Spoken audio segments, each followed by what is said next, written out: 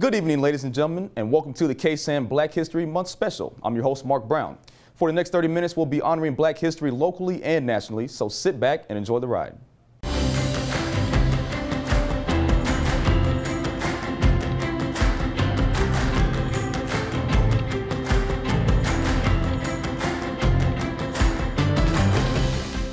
First, we're going to take the time honoring Black history within the Concho Valley. Here's a highlight of a Black-owned business here in San Angelo. Since 1976, every U.S. president has officially designated the month of February as Black History Month. Here in San Angelo, there are Black-owned businesses around town. RJ Barbecue happens to be one of them. About 22 years ago, my dad, Charles Thomas, and his wife, Joanna Thomas, started it up. They originally was over on MLK. Then in 2002, they moved over here. KSAN's Mark Brown is at the Concho Valley Regional Food Bank, where they're hosting an open food bank, the Farmers to Families Drive. Mark, what are you seeing out there? Yep, that's right, Lizette. We are currently out here at the Concho Valley Regional Food Bank here in San Angelo, and behind us, we do have a lot of cars here, so it is really packed. And joined beside me is the director, Mr. Lee Pipkin. So, Mr. Lee, how's everything going so far? Man, we're doing wonderful out here. We're serving a lot of people. We've got a great group of volunteers that have come out to help us. And the important thing is we're getting food in some people's pantries. Yep, that's right. And speaking of that, we know it's a little bit different this year due to COVID-19 concerns, and how you guys handling that so far? Well, we're taking as best precautions as we can. Social distancing, trying to do it as contactless as possible, distributing this food that came to us from the Farm to Family program. And do you have any additional information you'd like to share before we go? It's about to wrap it up. We'll be here and try to distribute as much as we can. Yep, you heard it here first on KSAN News. This is Mark Brown. Back to you, Lizette. It's the 100-degree mark, all the way up to the 4th of July mark. Thanks again, Aaron. So, just with that being said, everybody stay safe out there. I know the coronavirus is still going up, so put your mask on, practice social distancing, and that's all the time we have for KSAN News. Have a great night. As we dig deeper inside Black History Month, it is important to illuminate the salience of high-quality leaders of color in schools here in San Angelo.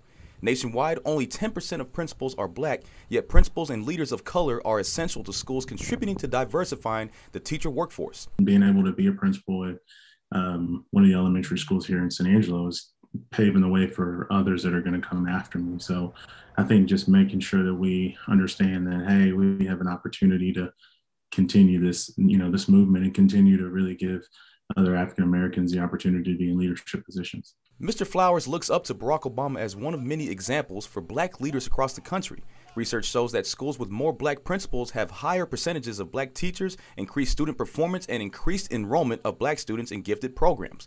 Flowers enjoys his recognition around town. They treat you like a celebrity, especially if you are walking around. They see you a lot. They hug you. They want to be around you, and it's a really, really, really cool experience to be able to say, man, I was a huge influence. Flowers developed his passion of leadership through his mentors, starting off as a coach at Lincoln Middle School and eventually leading to multiple assistant principal positions within SAISD. He learned he loves helping kids. I kind of was moving in the direction of being a head coach, and then some of my other colleagues moved in the direction of becoming assistant principals, and they really kind of guided me and said, hey, this is something that you ought to think about because, you're passionate about kids. Although these past 11 months have brought a lot of uncertainty, Flowers says it made him more appreciative for what he has, and he's optimistic for the future of the city. I'm Mark Brown reporting for KSAN News. Fans, loved ones, and former teammates of Kobe Bryant celebrated his life and legacy last night at the Staples Center. Their tribute to the late basketball star moving to many tears. NBC's Steve Patterson was there. Last night, the Staples Center, known as the house that Kobe built, transformed into a hardwood shrine to the basketball icon's legacy. In the first game back since losing their brother, every Laker came wearing his jersey, taking the court in his memory. Kobe Bryant. Kobe's widow, Vanessa Bryant, posting a picture of her husband and daughter's jerseys draping empty seats, saying there's no number 24 without number 2. Lakers leader LeBron James spoke to the fans. Tonight, we celebrate the kid that came here at 18 years of age, retired at 38, and became probably the best dad that we've seen over the last 3 years, man. While Shaq spoke about the man he called a younger brother at an event in Miami. The pain's going to always be here. Even when I get 50, 60, 70, the pain's going to always be here. Today, international stars from another game Kobe loved showed their appreciation. Soccer players paused for a moment of silence ahead of their match. Back in Philadelphia this afternoon, Kobe's hometown high school Lower Merion came together in the gym named after his legacy.